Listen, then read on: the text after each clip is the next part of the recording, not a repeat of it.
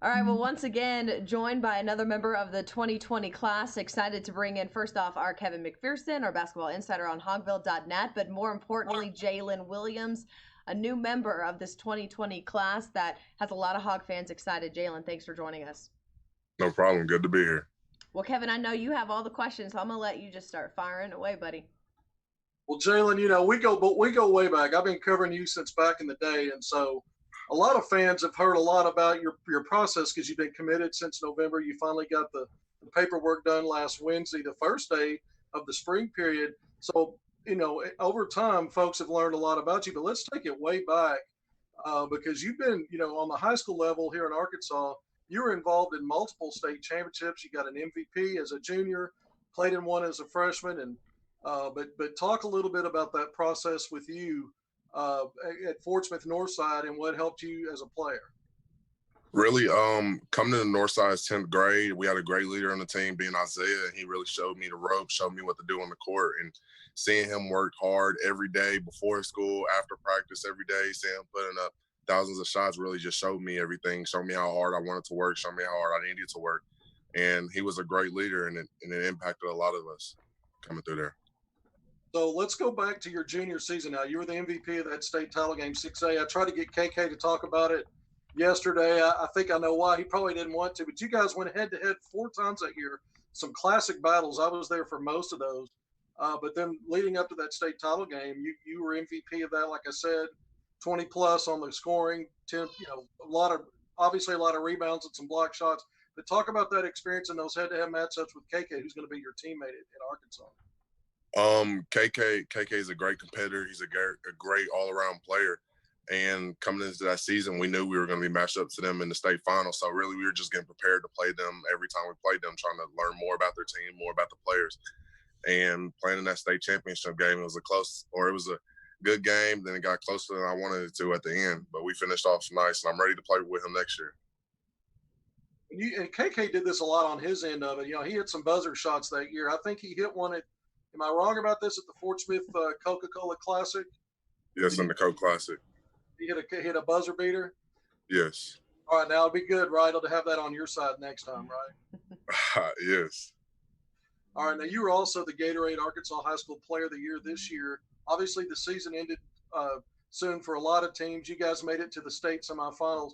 Talk a little bit about that honor and what that meant for you going against some really good competition in your senior year. The competition, the state, and the players in the state, I feel like we're at an all-time high with how many D1 players we got coming through, and this 2020 class is amazing. But coming into the state finals, we knew we had a target on our back. Coming through it the whole year, we knew we had a target on our back. But they had a good game plan, and they came out and beat us, and that was all on us. That's just on us. So. One game stood out to me, and it was when because y'all played a tough schedule regionally and nationally. One of the tournaments you played in, you went up against a 5-star that signed with North Carolina, a top 15 guy, a 7-footer, Walker Kessler, and you kind of had a game. I don't know if you were out to prove a point, but 33, 34 points, 10 or 11 boards, and of course always stuff in that stat sheet with blocks, steals, assists because of your versatility. But talk about just that matchup, and did you feel like that kind of helped your exposure-wise and your profile nationally? Every game really is the same to me. I want to bring it every game, no matter who we're playing. But I know before that game, when we were in the hotel downstairs eating breakfast, our coach overheard what he was saying that he was going to give me 20 or 30. So I had to make sure I came into that game with some intensity and trying to beat them. But they pulled it off at the end, and we couldn't finish off the game. That's a perfect example of why sometimes I ramble on. I'm always trying to find those little nuggets, and that was a great story. I had not heard that yet. I knew you had a big game, but I didn't know he was talking a little smack pregame. That's pretty cool to find that out. All right, Yeah. so now we look ahead. This class, this in-state 4, all of you are ranked at the top 100. Talk about this maybe being a special landmark kind of class, not only in terms of coming out of the state, but what that can mean for the Razorbacks as we move forward. We've been talking about it for a while now. I think before any of us even committed, that we wanted to make a change in the state. We wanted to be a top team like they used to be, and being able to be that team that class that a lot of people are going to remember is a great feeling. And knowing that people expect us to come in and make a change for the program is a great feeling too. All right. Now, we've talked a lot about your skill set. I've always been amazed at how comfortable you are shooting from three, putting the ball on the deck. You've got guard skill with the handles. This year, I noticed not only shooting threes, but and doing kind of spot up shooting, but I noticed you put the ball on the deck comfortably in the mid range for some pull up shots. And then we start talking about you can play back to the basket. Got some really nice pump fakes and ball fakes to kind of do to maneuver down there. But I'm always amazed by your passing, not only facing the basket, but out of the low block. You make other guys better. You don't hold it too long. You know when to go for yourself or to go for others. Talk a little bit about how you've gotten to this point as a player, being so skilled really in all those facets on the offensive end. Really, since I was younger, my dad always tried to put it into my mindset to be more than just an inside big man. From when I was young, we worked on me dribbling the ball up and down the court, or me hitting that outside shot, or me being able to do more than what a normal big man does. So this past year or two, I really focused down on dribbling the ball better and shooting that 3-point shot a lot better. And this year, I think I showed that's in my game a lot too. This now. And we always talk about offense, but one of the other things that's always stood out to me is your ability as a volume rebounder consistently. We know you did over 12, 13 boards a game this year at Fort Smith Northside, which is impressive. But when I look back at the Nike EYBL, going up against the best of the best in the nation, you were second on that circuit in rebounding at over 10 and a half boards a game. And I think it shows some consistency about you going in there and doing the dirty work on top of being a guy that has some skill and maybe some polish on one end, but you're going in there blue collar too. Talk about that. Is that something that's part of a mindset? What is it that goes into you being a consistent volume rebounder? Really, my mindset coming into every game is just do whatever I need to do to win the game. If that's grabbing 20 boards and just 5 points, or 30 points and 15 rebounds, whatever it is, that's what I try to do. And I knew throughout the summer ball, we had teams that we played had more height than us most games we played. So I knew I had to come in and get a lot of rebounds almost every game. So that was really my mindset throughout the whole summer. All right. Well, we know your new destination, Eric Musselman, first-year head coach. We've gotten a year under his belt to see some things that they like to do up there.